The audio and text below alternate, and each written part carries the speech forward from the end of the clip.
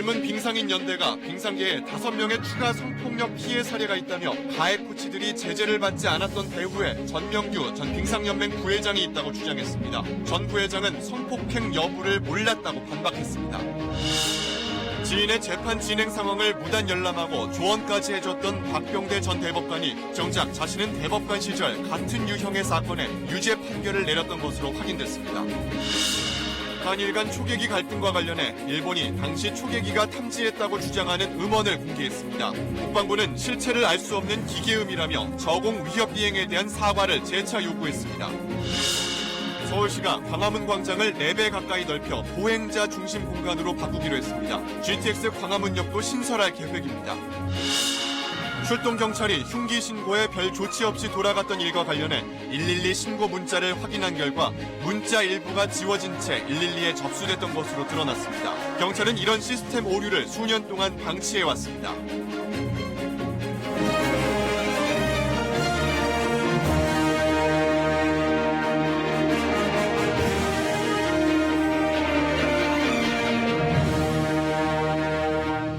아홉시 뉴스 시작하겠습니다. 빙상계에서 심석희 선수 말고도 성폭력 피해자가 5명이 더 있다는 폭로가 나왔습니다. 젊은 빙상인 연대가 오늘 밝힌 내용입니다. 이들은 성폭력 가해 코치들이 아무런 제재나 불이익도 받지 않았다면서 그 배후도 지목했습니다. 전명규 전 빙상연맹 부회장입니다. 먼저 최영원 기자입니다. 심석희 선수의 성폭력 피해 폭로가 있은 지 약 2주 만에 젊은 빙상인 연대가 추가 피해 사례를 공개했습니다. 심 선수 외에도 5명의 성폭력 피해자가 더 있다며 전 빙상 선수 A씨의 사례를 공개했습니다. 이들의 주장에 따르면 A씨는 10대 청소년 시절 한국체육대학교 빙상장에서 한체대 전 빙상부 조교인 현직 모 코치로부터 수차례 성추행을 당했습니다. 가해 코치가 자세 교정을 핑계로 껴안거나 강제로 입맞춤을 시도하는가 하면 밖에서 영화를 보자며 만남을 요구했다는 겁니다. 또 A씨가 코치의 요구를 거부하자 국가대표 선발 과정에서 경기력을 떨어뜨리는 행위로 보복을 가했다고 주장했습니다. 하지만 이런 행위를 한 가해 코치들은 어떤 제재나 불이익도 받지 않았다면서 전명규 전 빙상연맹 부회장을 배우로 지목했습니다. 피해 선수들은 자신의 신원이 공개될 경우 빙상계를 좌지우지하는 이른바 전명규 사단으로부터 2차 가해를 당할까 두려움에 떨며 살아왔습니다. 피해자가 전명규 전 부회장에게 자신이 겪은 일을 다 말씀드리고 싶다며 도움을 호소했지만 빨리 벗어나길 바란다는 얘기만 있었을 뿐 아무런 조치를 취하지 않았다며 모바일 메신저 대화 내용도 공개했습니다. 젊은 빙상인연대는 그러나 2차 피해가 우려된다며 성폭력 당사자들의 실명과 구체적인 날짜, 장소 등은 밝히지 않았습니다. 젊은 빙상인연대는 체육계 성폭력 사건들에 대한 전수조사와 빙상계 성폭력 가해자 대부분이 소속된 한국체육대학에 대한 감사를 정부에 촉구했습니다. KBS 뉴스 최영원입니다. 그런데 오늘 기자회견장에서 의외의 사실이 확인됐습니다. 이기흥 대한체육회장이 심석희 선수가 있는 자리에서 가해자인 조재범 코치를 복귀시키겠다고 말한 사실이 확인된 겁니다. 전명규 전 부회장이 기자들의 질문에 이렇게 말해버린 겁니다. 이기흥 부회장은 그동안 부인해왔는데 파장이 예상됩니다. 박주미 기자입니다. 심석희 선수 측은 이기흥 대한체육회장이 폭행 피해자인 심석희 선수에게 가해자인 조재범 코치를 복귀하게 해주겠다고 말해 2차 충격을 받았다고 밝혔습니다.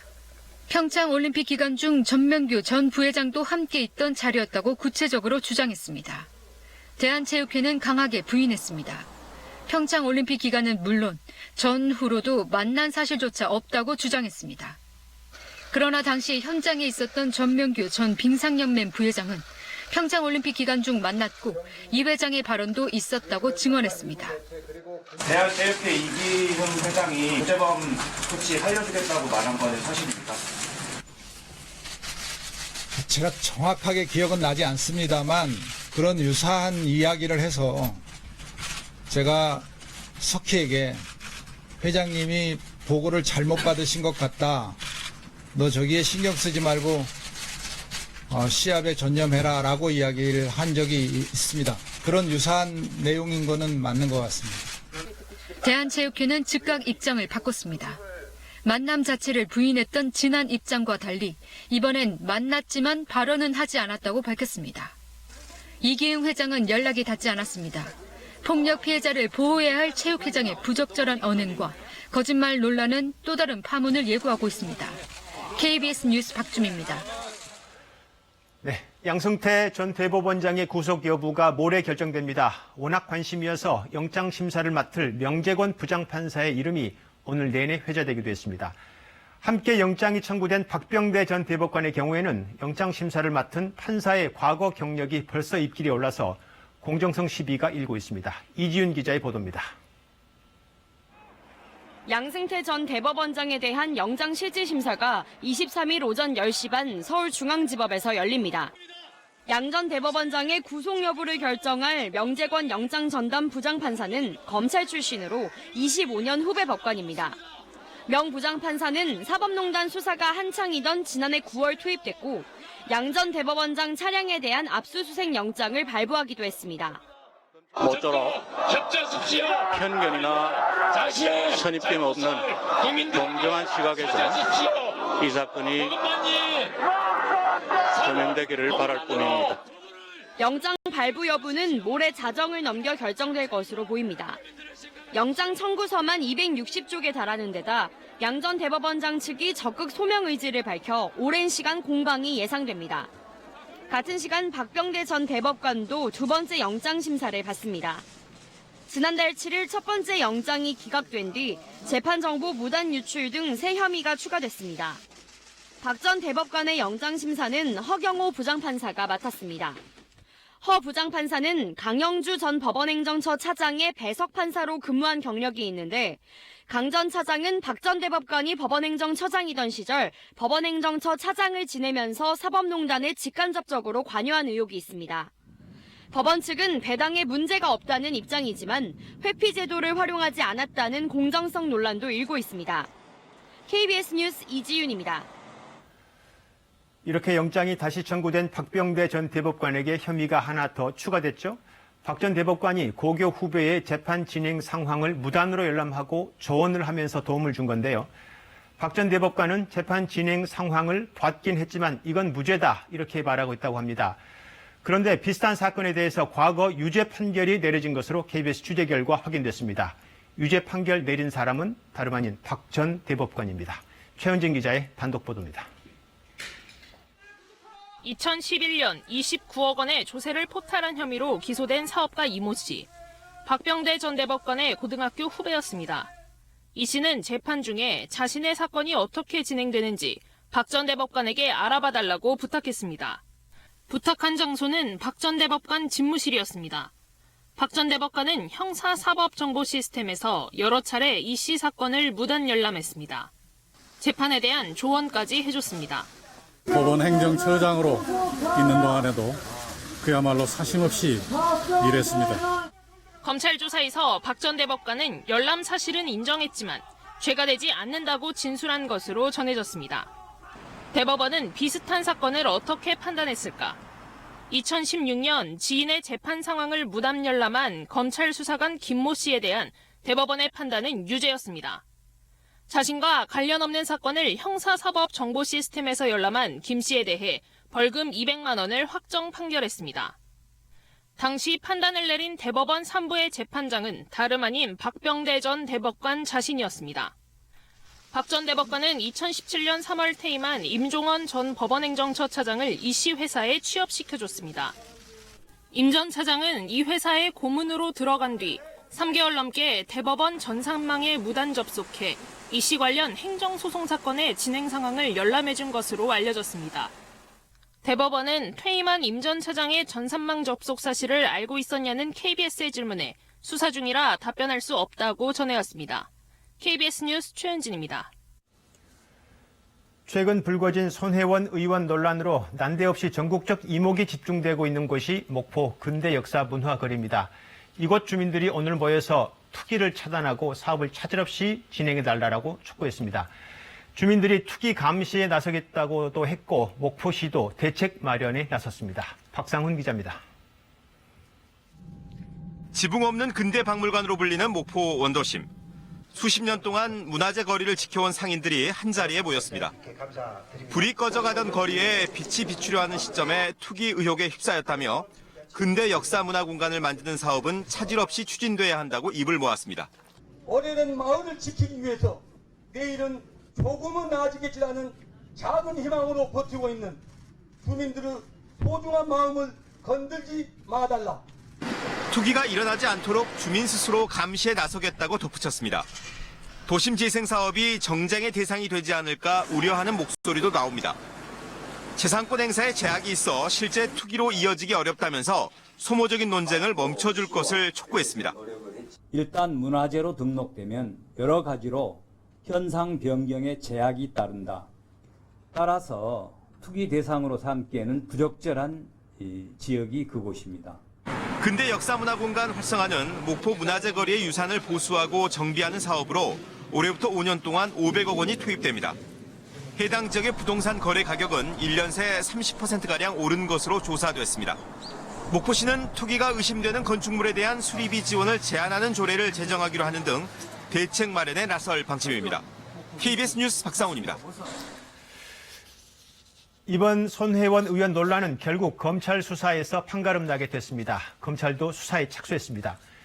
이미 몇 차례 언급됐지만 부패방지법, 직권남용, 부동산 실명법 위반 등을 놓고 검찰과 손 의원 측이 치열하게 맞붙을 것으로 보입니다. 조태영 기자가 짚어봤습니다. 손혜원 의원 관련 의혹은 크게 봐서 이해충돌과 투기 의혹 두 줄기입니다. 이제 검찰에 공이 넘어갔는데요. 손 의원은 문화재청을 맡는 국회 문화체육관광위원회 위원과 간사를 지냈습니다. 이 공적 직위로 얻은 정보로 본인과 주변인들이 목포의 부동산을 미리 사들여 사적 이익을 얻도록 했느냐, 이걸 따지는 게 핵심입니다. 자신의 지위를 이용했느냐가 관건이란 얘기입니다. 내부 정보를 미리 얻고 이를 이용해 이익을 취했다면 부패방지법 적용을 받을 수 있습니다. 위반할 경우 형사처벌이 가능하지만 객관적 증거나 진술로 명확히 입증돼야 합니다. 손 의원이 목포 근대문화 역사공간 지정 과정에서 담당자 의사와는 달리 지정되도록 압력을 넣었다면 형법상 직권남용 혐의를 적용할 수 있습니다. 손 의원은 문화재 등록 사실 자체를 사전에 몰랐다고 했고 문화재청은 이런 의혹이 제기되자 문화재 지정 심의에 특정인의 의견이 영향을 못 미친다고 반박한 바 있습니다. 손 의원 조카 명의의 창성장 등을 두고는 부동산 실명법 위반 여부를 검찰이 들여다볼 것으로 보입니다. 손 의원이 허위 보도라며 언론사 고소 방침을 밝힌 부분은 단순한 비방이 아니라 공익을 위한 것이고 충분한 근거가 있다면 판례상 처벌되는 경우는 거의 없습니다. 자유한국당과 바른미래당, 민주평화당 등 야3당은 검찰 수사론 안 된다며 손 의원 관련 의혹에 대한 특검과 국정조사, 또 이를 따지기 위해 내일 국회 문체위 개최를 요구했습니다. KBS 뉴스 조태영입니다. 청와대 특별감찰반의 사찰 의혹 등을 제기해온 김태호 전 수사관이 오늘 기자회견을 열었습니다. 조국 민정수석의 인사검증 실패, 특감반 직원의 출장비 허위 수령 의혹을 주장했습니다. 청와대는 반박 입장문을 내고 대부분 사실무근이라면서 일축했습니다. 보도에 김민혁 기자입니다. 첫 기자회견에 나선 김태우 전 수사관은 작심한 듯 단호한 어조로 기자회견문을 읽어내려갔습니다. 특히 조국 민정수석의 인사검증은 실패했다고 강도 높게 비판했습니다. 염한웅 교수가 음주운전으로 2차례 면허 취소 전력이 있다는 보고에도 과학기술자문회의 부의장에 임명해 우윤근 주 러시아 대사 임명 때처럼 스스로 원칙을 저버렸다는 겁니다. 조국 수석과 대통령께서 알고도 임명을 강행했다면 이보다 더 큰 문제는 없을 것입니다. 우군이라 생각되면 변명만 듣고 감싸는 행동이 반복됐다며 손혜원 의원 사례를 언급하기도 했습니다. 또 박형철 반부패 비서관이 조국 수석에 대한 충성을 강조하며 임종석 전 비서실장에 대한 비리 정보를 요구했다고 주장했습니다. 특감반 내근 직원이 16개월 동안 1,600만 원의 출장비를 허위로 받았다는 의혹까지 꺼내들었습니다. 친여, 친야를 가리지 않고 비리가 포착되면 즉시 확인하여 보고하였던 것인데 그로 인하여 저는 감찰과 징계라는 무자비한 폭력을 당하였던 것입니다. 기자회견에는 보수단체 회원 70여 명이 참석했고 취재진에게 항의하다가 마찰을 빚기도 했습니다. 박형철 비서관은 간략한 반박 입장문을 내고 염한웅 부의장의 음주운전은 이미 아는 내용에다 7대 인사기준 발표 이전 일이라고 밝혔습니다. 임종석 전 비서실장에 대한 비리 정보 요구는 사실 무근이라고 반박했습니다. 또 청와대 관계자는 특감반 데스크가 내근직이 아니어서 정부 훈령에 따라 정액 여비를 지급한 것이라고 밝혔습니다. KBS 뉴스 김민혁입니다. 한일 간 초계기 갈등과 관련해서 일본이 더 이상 우리 측과 협의를 하지 않겠다고 밝혔습니다. 우리 측에서 기본적 사실관계를 인정하지 않아서 그렇다는 겁니다. 그러면서 사실관계의 증거로 18초 분량의 레이더 탐지음 파일을 새 증거로 내놓았습니다. 먼저 일본 측 입장부터 보시죠. 도쿄 이민영 특파원입니다. 일본이 새로운 증거라며 내놓은 레이더 탐지음입니다. 우리 해군 광개토 대항함에서 쏜 사격 관제용 레이더를 일본 초계기가 포착한 소리라는 겁니다. 강한 소리가 계속 나오는 사격 관제용 레이더의 특징이 그대로 드러난다고 주장했습니다. 레이더 전파를 음파로 바꾸는 레이더 경보 수신기에서 기록한 것이라고 설명했습니다. 성명도 내놨습니다. 한국이 사실관계를 인정하지 않아 실무 협의가 소용이 없다며 더 이상 협의를 하지 않겠다고 밝혔습니다. 새로운 주장도 펼쳤습니다. 지난해 3차례나 일본 초계기가 한국 구축함을 촬영했지만 한국 측에서 아무런 문제 제기가 없었다는 겁니다. 당시 고도와 거리도 이번과 비슷했다고 덧붙였습니다. 우리 측이 밝힌 일본 초계기의 저공 비행에 대한 반박인 셈입니다. 国民の皆さんをはじめ対外的に丁寧に説明をする必要があるというふうに思っています。客観的事実を取りまとめた防衛省としての最終見解。 그렇지만 북한 핵과 미사일 등에 대응하기 위해 한일 방위 협력은 지속하겠다고 밝혔습니다. 도쿄에서 KBS 뉴스 이민영입니다. 이번엔 우리 측 입장 보실까요? 국방부는 일본이 공개한 경보음이 도대체 실체가 없는 기계음이다. 이게 근거를 가지려면 정확한 시간, 위치, 방위를 공개하라고 촉구했습니다. 더구나 일본이 일방적으로 협의를 중단해서 앞으로 진실 규명은 더 어렵게 됐습니다. 계속해서 이효용 기자입니다. 일본 방위성의 최종 입장 발표 1시간여 만에 국방부는 강경한 어조로 반박 입장을 내놨습니다. 일본이 제시한 음성 파일은 실체를 알 수 없는 기계음에 불과하다는 겁니다. 일측이 근거 자료 제시 없이 이른바 전자파 접촉음만을 공개한 뒤 사실관계를 검증하기 위한 양국 간 협의를 중단한다고 한 데 대해 깊은 유감을 표명합니다. 일본이 제시한 탐지음은 오작동이 많은 레이더 경보 수신기의 특성만 나타낸 것으로 광개토 대왕함의 추적 레이더를 맞았다는 근거는 어디에도 없다는 게 군 당국의 설명입니다. 현재 일측이 공개한 전자파 접촉음은 너무 가공된 기계음이어서 추적 레이더 관련 전자파 접촉음이라고 단정할 수 없습니다. 전문가들도 주파수 대역 특성 등 로그 기록 공개 없는 단순 경보음 제시는 무의미한 것으로 보고 있습니다. 그 레이더의 주파수, 시간, 장소, 위치가 분명히 증명되지 않은 상황 하에서는 그것을 일방적으로 주장하기는 매우 어려운 데이터가 되겠습니다. 일본의 일방적인 협의 중단 발표로 실체 규명은 더 어렵게 된 상태. 국방부는 한일 안보 협력 강화를 위한 노력은 계속하겠다면서도 과학적이고 객관적인 검증과 함께 초계기의 저공 위협 비행에 대한 일본 측의 사과를 재차 촉구한다고 밝혀 초계기 논란이 끝나지 않았음을 분명히 했습니다. KBS 뉴스 이효영입니다.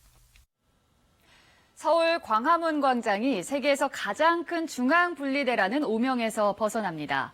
차도 대신 사람이 걸을 수 있는 공간을 넓히고 지하철 5개 노선이 지나는 복합 역사도 갖출 계획인데요. 3.1운동부터 촛불 집회까지 우리 역사의 배경이 되어온 서울 광화문 광장의 변화, 문예술 기자가 살펴봤습니다. 붉은 악마들의 함성, 촛불 집회의 열기. 광화문 광장은 그 중심지였습니다. 하지만 왕복 10차로에 둘러싸여 평소엔 섬처럼 고립된 장소입니다. 서쪽과 북쪽 도로를 광장으로 편입해 접근이 쉽고 넓이는 지금의 3.7배인 새로운 광장이 탄생하게 됩니다. 경복궁 전면에는 역사광장을, 그 남쪽에는 시민광장을 조성합니다. 대신 세종대로는 왕복 6차로로 좁아집니다. 세종대왕상과 이순신 장군상은 근처 이전을 추진합니다. 서울시가 이러한 내용의 설계전 공모 당선작을 발표했습니다. 지하에는 서울시청까지 350m를 연결한 10,000제곱미터의 지하 도시도 조성합니다. 동대문까지 4km를 걸어갈 수 있도록 지하 보행로도 완성합니다. 지하에는 GTX A 노선의 광화문역도 신설할 예정입니다. 이렇게 되면 지하철 등 5개 노선을 갈아탈 수 있는 초대형 복합 역사가 들어섭니다. 제대로 된 보행자 천국 대중교통 허브로 만들겠습니다. 또한 GTX-A 노선의 광화문 복합 역사 신설을 추진하겠습니다. 이는 강남북 균형 발전을 앞당기는 결정적 모멘텀이 될 것입니다. 광장 바닥에는 촛불 이미지를 상징하는 바닥 문양을 넣어 현대사의 의미도 담을 계획입니다. 서울시는 1,040억 원이 드는 이번 공사를 내년 초 시작해 2021년 완성할 계획입니다. KBS 뉴스 문예슬입니다.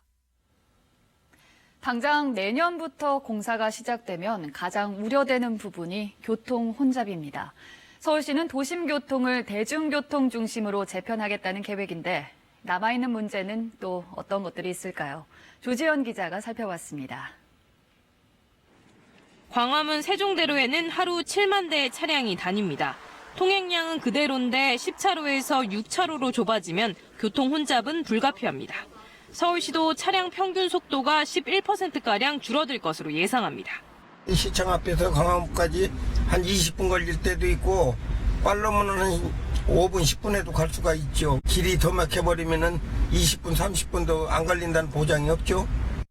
서울시는 우회도로를 확보하고 대중교통을 확충해 도심의 차량 통행량을 줄여갈 계획입니다. 대중교통 확충의 핵심은 GTX-A 노선의 광화문역입니다. 하지만 지난달 착공한 GTX-A 노선에는 광화문역이 없습니다. 국토부는 설계 변경과 추가 공사 비용 등을 전부 서울시가 부담해야만 광화문역 추가를 검토할 수 있다는 입장입니다. 서울시는 올해 타당성 조사를 거쳐 국토부와 협의할 계획인데 얼마나 걸릴지 알 수 없습니다. 경복궁과 북악산 전망을 위한 이순신 세종대왕상 이전 추진도 논란거리입니다.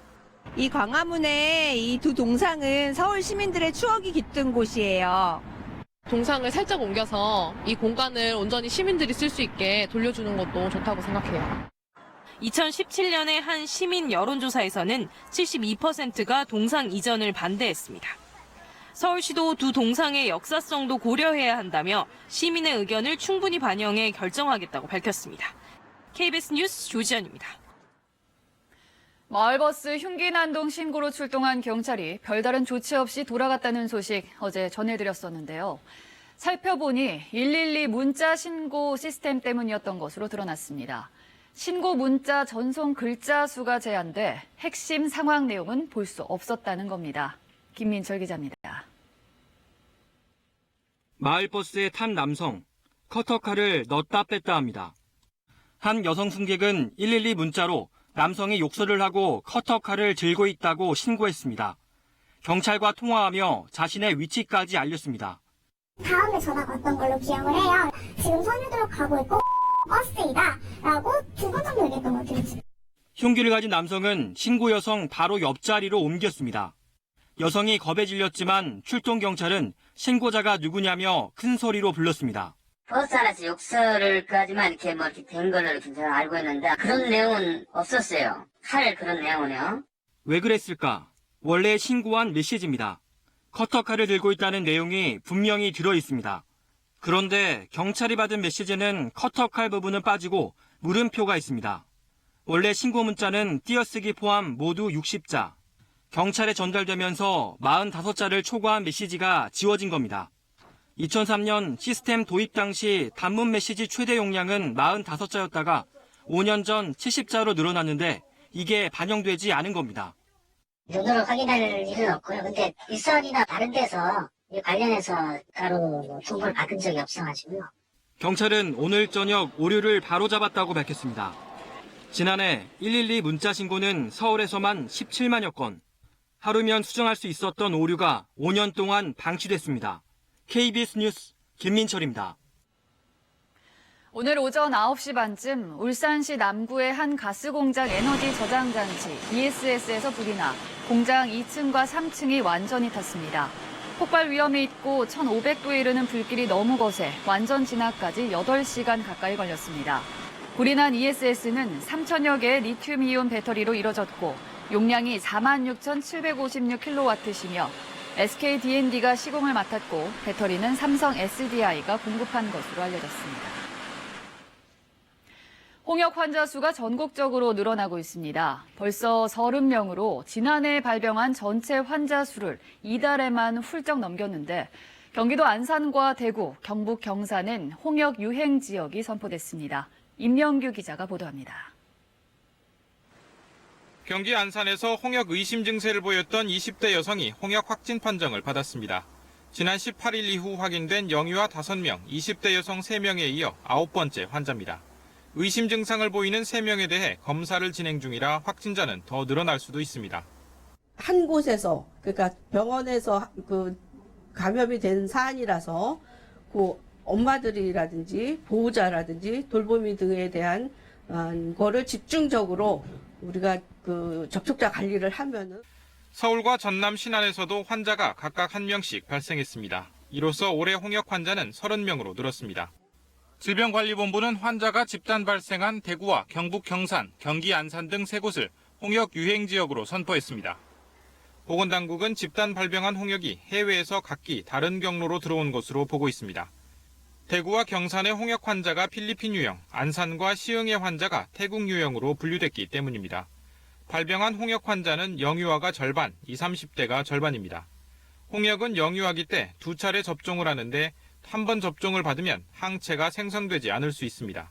83년생부터 96년생은 예방접종이 미비해 한 번만 접종을 받은 경우가 많았습니다.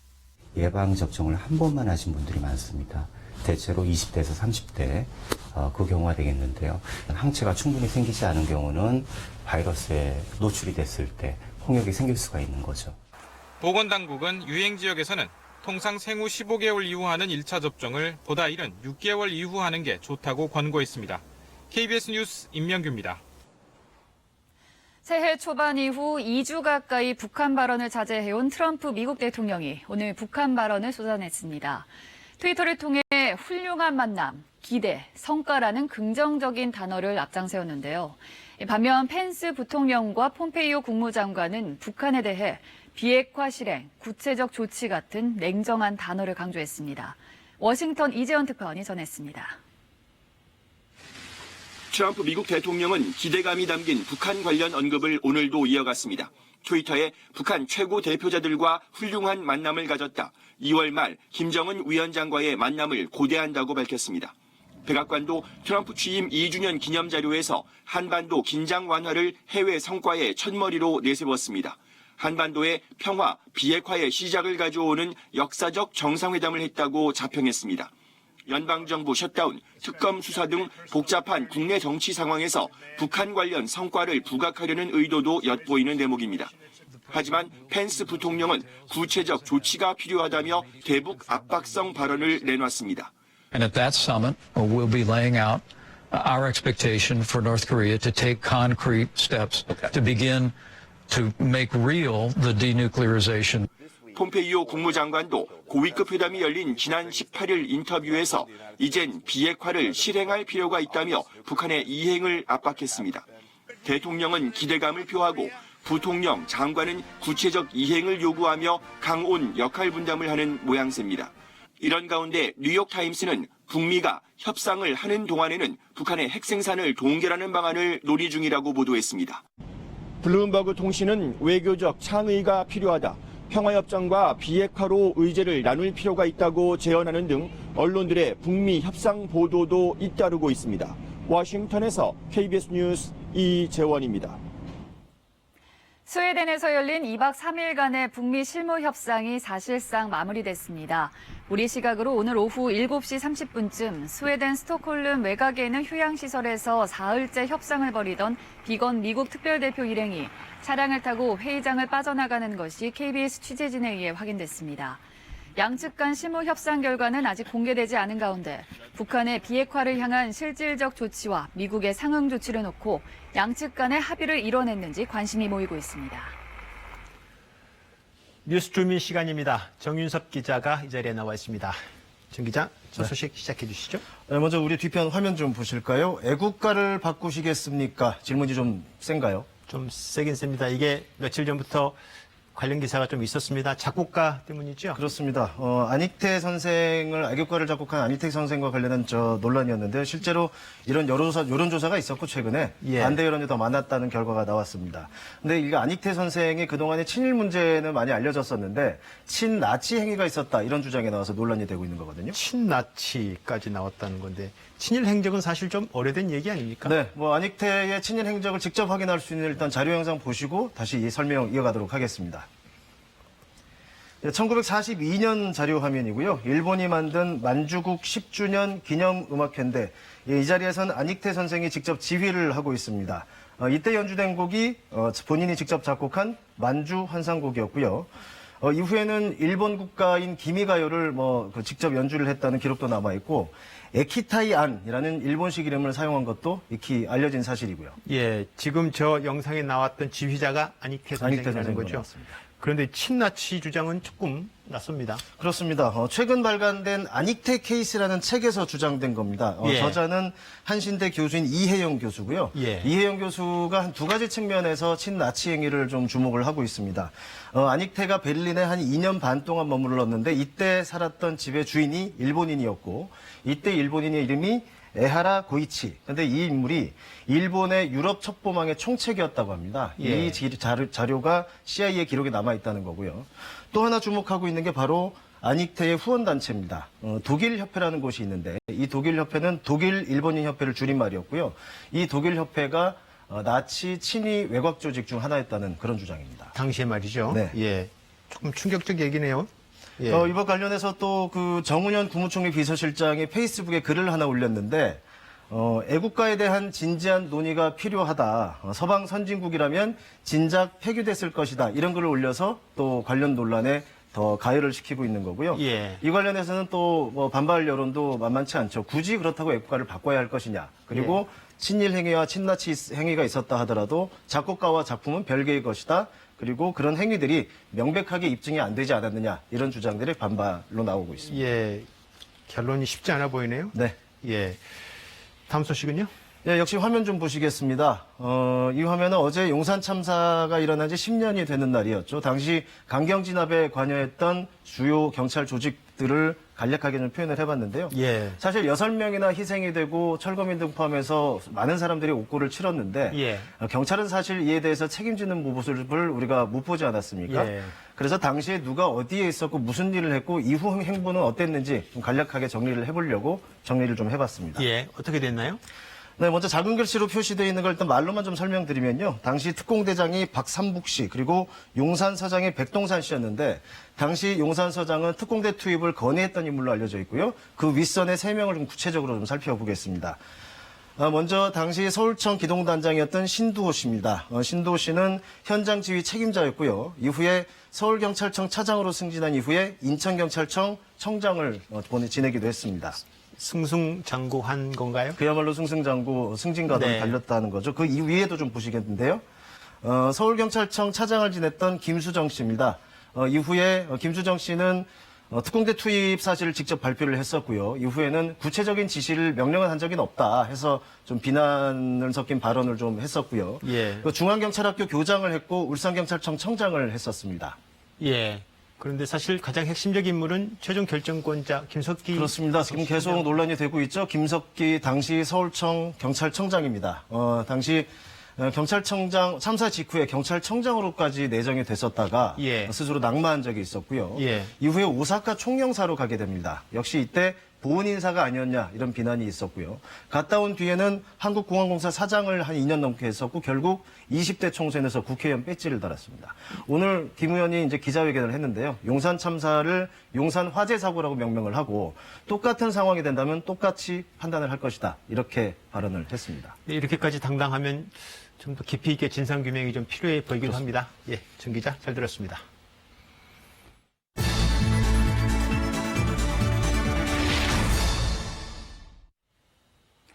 땅값의 시세 반영률이 아파트 공시가격 시세 반영률의 절반에 그친다는 경실련 조사 결과가 나왔습니다.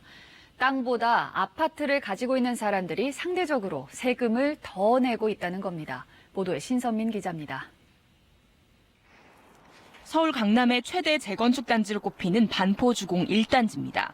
이곳의 3.3제곱미터당 토지와 아파트 시세는 각각 1억 원과 9,200만 원, 땅값이 더 비쌉니다. 하지만 정부가 공식적으로 매겨놓은 토지의 공시지가는 3,600만 원, 아파트 공시가격은 5,800만 원입니다.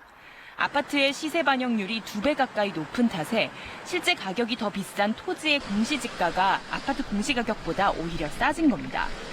경실련이 서울의 33개 아파트 단지를 분석했더니 지난해 기준 공시지가의 시세 반영률은 38%, 공시가격 시세 반영률은 67%였습니다. 공시지가는 토지와 상가 건물, 공시가격은 아파트 등의 세금 부과 기준이 되기 때문에 이런 시세 반영률의 차이는 곧 세금 차이로 이어지게 됩니다. 현재 시세 반영률대로라면 아파트 소유자들이 토지 가진 사람들보다 상대적으로 세금을 2배 가까이 더 낸다는 얘기입니다.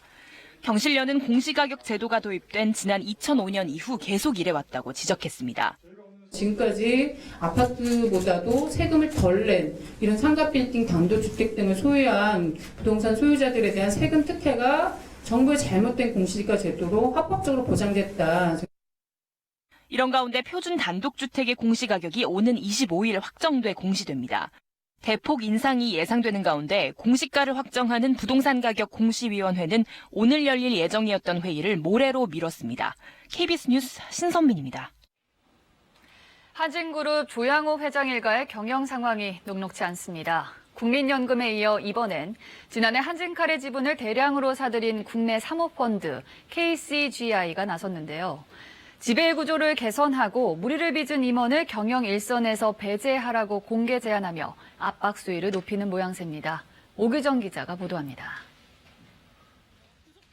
회사 돈 수백억 원을 횡령한 혐의로 재판을 받고 있는 조양호 한진그룹 회장. 지난해 상반기에 받은 보수만 58억 원입니다. 물컵 투척, 갑질로 무리를 빚은 딸 조현민 전 대한항공 전무도 지난해 4월 퇴직 때까지 17억 4천만 원을 챙겼습니다. 한진 계열사 주가는 조 회장 일가의 문제가 불거질 때마다 출렁였습니다. 국내 행동주의 펀드 KCGI가 오너 일가의 그룹 지배 구조를 개선해야 한다며 한진 측에 공개 제안서를 보냈습니다. 외부 인사를 중심으로 하는 지배구조위원회와 보상위원회 설치가 주 내용인데 기존 경영진의 영향력이 배제된 위원회를 통해 총수 일가를 견제하겠다는 의미로 해석됩니다. 특히 범죄 행위를 저지르거나 회사 평판을 실추시킨 자는 임원 취임을 금지해야 한다며 사실상 조 씨 일가를 겨냥하기도 했습니다. 관건은 실현 가능성입니다. KCGI는 지주사인 한진칼의 2대 주주입니다. 적극적인 주주권 행사를 예고한 국민연금 지분에 소액주주까지 더하면 조 씨 일가와 표대결을 해볼 수도 있다는 분석입니다. 반복적으로 사회적 물을 일으켰던 사건들이 있었기 때문에 여론은 굉장히 부정적인 쪽으로 흘러가고 있고요. 사실 그렇기 때문에 일반 투자자들이나 소액 투자자들이 KCGI 쪽에 의사결정을 내릴 가능성은 상당히 높아지고 있다. 조 회장의 대한항공 대표이사 임기는 올해 3월, 한진칼 대표이사 임기는 내년 3월까지인 가운데 한진칼 주주총회는 오는 3월에 열릴 예정입니다. KBS 뉴스 오규정입니다. 정부가 미세먼지에 대응하기 위해 노후 석탄발전소 10기를 애초 계획보다 3년 앞당겨 2022년까지 조기 폐쇄하기로 했습니다.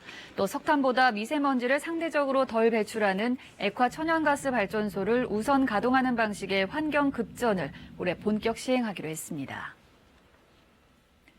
오늘 오후 1시쯤 부산시 부산진구 주상복합건물 공사장에서 하청업체 노동자 34살 A씨가 크레인 기둥에 다리가 끼어 병원으로 옮겨졌지만 숨졌습니다. 경찰은 A씨가 혼자 타워 크레인 작업을 하다가 지지대가 무너지면서 사고를 당한 것으로 보고 있습니다. 성낙송 사법연수원장이 임기를 1년 남겨두고 돌연 사표를 제출했습니다. 성 원장은 김명수 대법원장의 연수원 1년 선배로 그동안 사법농단 의혹과 관련해 재판 거래는 실체가 없다며 법원이 검찰의 수사를 맡기는 데 대해 부정적인 견해를 밝혀왔습니다.